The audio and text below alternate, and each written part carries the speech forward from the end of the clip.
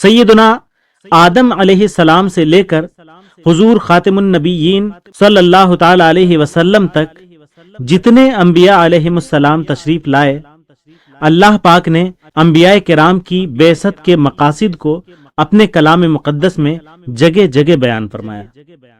لوگوں کو اللہ پاک کی عبادت اور اس کی وحدانیت کی طرف بلانا اور غیر اللہ کی عبادت سے روکنا۔ اللہ پاک نے اس مقصد کو یوں بیان فرمایا، اور بے شک ہر امت میں ہم نے ایک رسول بھیجا کہ اے لوگو اللہ کی عبادت کرو اور شیطان سے بچو۔ پارہ 14 سورہ نحل، ترجمہ کنز العرفان۔ انبیاء کرام مخلوق کے دلوں کو شرک جیسی غلاظتوں سے ستھرا کرنے والے ہیں۔ اس مقصد کو قرآن پاک میں یوں بیان فرمایا، وہ ان کے سامنے اللہ کی آیتیں تلاوت فرماتا ہے اور انہیں پاک کرتا ہے۔ پارہ 4 سورۃ آل عمران، ترجمہ کنز العرفان۔ لوگوں سے عذر کو ختم کرنا ہے اور حجت قائم کرنا ہے۔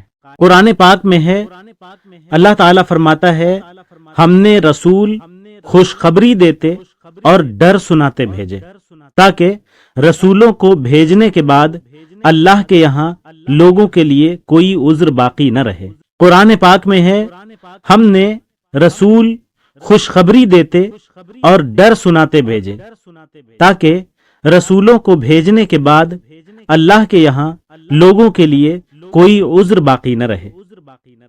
پارہ 6 سورہ نساء، ترجمہ کنز العرفان۔ تفسیر صراط الجنان میں ہے، اس میں حکمت یہ ہے کہ انبیاء کرام کی تشریف آوری کے بعد لوگوں کو یہ کہنے کا موقع نہ مل سکے کہ اگر ہمارے پاس رسول آتے تو ہم ضرور ان کا حکم مانتے اور اللہ پاک کے فرما بردار ہو جاتے۔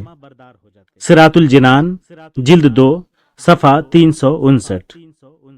اللہ پاک نے قرآن کریم میں ارشاد فرمایا، اور ہم نے کوئی رسول نہ بھیجا مگر اس لیے کہ اللہ کے حکم سے اس کی اطاعت کی جائے۔ پارہ 5 سورہ نساء، ترجمہ کنز العرفان۔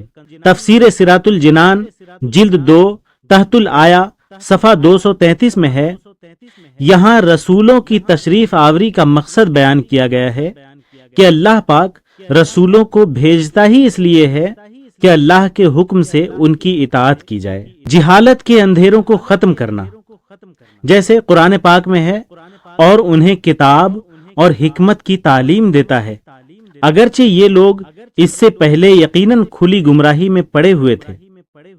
پارہ 28 سورہ جمعہ۔ انبیاء علیہ السلام کی تشریف آوری کا ایک مقصد نیک اعمال پر ثواب کی بشارت اور برے اعمال پر عذاب سے ڈرانا ہے۔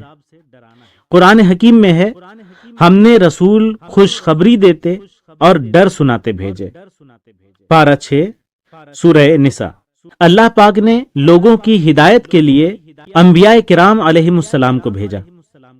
اللہ پاک ارشاد فرماتا ہے، وہی یعنی اللہ ہے جس نے اپنے رسول کو ہدایت اور سچے دین کے ساتھ بھیجا۔ پارہ 10 سورہ توبہ، ترجمہ کنز العرفان۔ لوگوں کے درمیان اختلاف کو ختم کر کے ان کا فیصلہ فرمانے کے لیے اللہ پاک نے انبیاء کی بعثت فرمائی، جیسا کہ ہم اس آیت پاک میں مشاہدہ کر سکتے ہیں۔ ان کے ساتھ سچی کتاب اتاری تاکہ وہ لوگوں کے درمیان ان کے اختلافات میں فیصلہ کر دے۔ پارہ 2 سورہ بقرہ، ترجمہ کنز العرفان۔ مرسلین کرام مخلوق خدا پر گواہ ہو جائیں کہ اللہ پاک نے کفار مکہ کو دنیا کے ہولناک عذاب سے ڈراتے ہوئے ارشاد فرمایا، بے شک ہم نے تمہاری طرف ایک رسول بھیجے جو تم پر گواہ ہیں۔ پارہ 29 سورہ مزمل، ترجمہ کنز العرفان۔ انبیاء اللہ کی طرف سے مخلوق پر رحمت ہیں۔